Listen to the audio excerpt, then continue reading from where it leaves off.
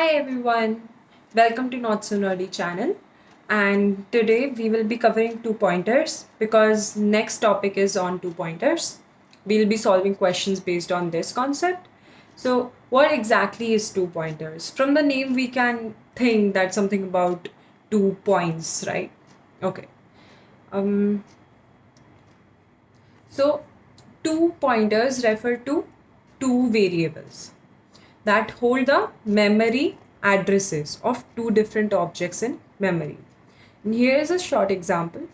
So a two pointer is a programming technique that uses pointers, that is two memory addresses, to solve a problem usually related to arrays or linked list.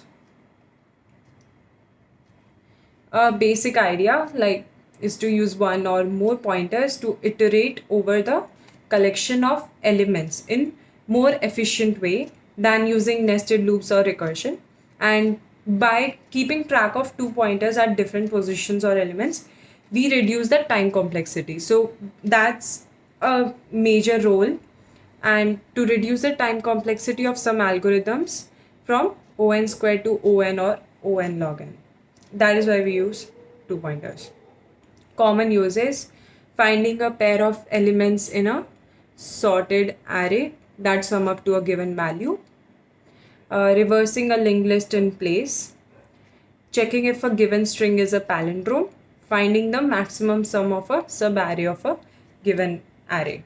These are some common uses, and I'm not diving, that's it, it's done. I'm not diving into solving the questions here or giving you more examples. As we solve the questions in the upcoming week, we are going to understand more on what two pointers are, I mean, the usage of it. Okay, thank you so much. I hope you get the idea. It's a very short video.